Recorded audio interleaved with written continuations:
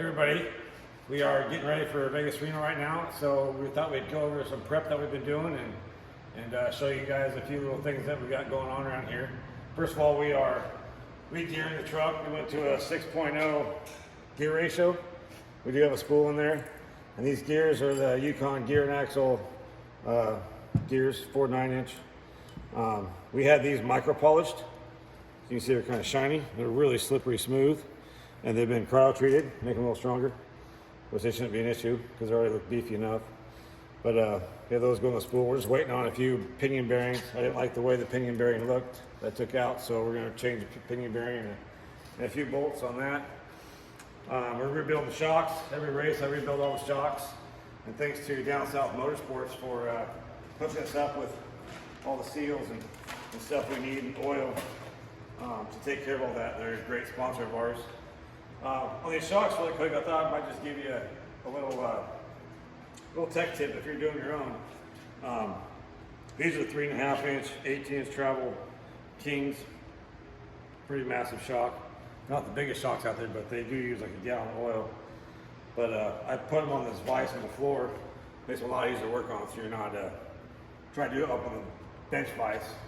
These are just about almost too tall to do on the bench vise, so I try to do 2 at a time. Keep going a little faster that way. One little tech tip I thought about saying, these things are really hard to push down sometimes. So I don't know if anybody's got something like this, but you take a piece of tubing, let's say, cut it in half and cut it so it splits and put it on here. I do that and I put this down there. Then you can really get up on it and shove that sucker down and get that snap ring out. I've already done this and pulled it out, but that's just one little tech tip that I do that makes that a little easier to pull out. So you just gotta get these things out of there. I already drained this one, it's ready to go. But we're gonna change the bands on it. Seal head, put new seals in it. Bushings are, this one's not too bad, but the other ones are really bad. So we need to do that. Then we go through and check the shaft too. The shaft usually has dings in it that we'll take and fix those, lap them off with the stone, and make it smooth again so it's not cutting the seal. Other things we've been working on is the truck, got the motor back in, tranny's back in. I rebuilt the tranny, had a couple issues with that. We got fixed and to make the tranny a little better. We did have to fix this brake system here. When we built this upright last time, the bracket down here wasn't exactly perfect, and I didn't realize it needed to be that perfect. Plus I ran out of time, so I had to just roll with it. And what it did was it ended up wearing the rotor out. So you can see this rotor compared to the new one, it wore down past all the slots even, and really took away the rotor, so the brake was dragging the whole entire race, and that wasn't good. So we took it up on the mill off the spindle there and faced that, and now that brake caliper is setting exactly perfect with the spindle. Everything's true and should run perfectly. So a few more things I do is just button a few things up, put the headers in, hook the radiator up, I put the dash back together after we do some brake line upgrades, and then put the rear axle back together. We run these 40 spline axles. You can see they're 1 3/4 inch diameter.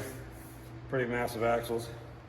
Definitely should be strong enough for a stock horsepower Toyota motor, but we have never had an issue with these. And with that camber axle, the camber hub, it's all just super beefy. Just one thing I never worry about because it never had an issue back here. Back here we do have the 13-inch rotors with the 4 piston calipers. The front used to be the same, but after that before that last race, we changed those to a 14 and a 6 piston caliper. So these are a little smaller, but you know, they work fine. We do have the high performance pads in there. And then other than that, we should get the bearings for the axle tomorrow. I should have those all back there tomorrow. And throw the shocks in, a little bit of cleanup to do and some testing to get done this weekend. We'll go test this weekend down in Juniper Forest, I think, and make sure everything's working properly, like the transmission and the axle, and hopefully the rear gears having the lower ratio. The lower ratio I went to is the same top speed as what I had with 35. So some 37s, the 6.0s, from a 567 with 35s. The 37-inch tires now, the 6.0 is like the same, should be the same exactly RPM range, speed, everything. So it should be just like it was before, and should be good. So thanks for watching. Like and subscribe, please, and we'll see you at the races.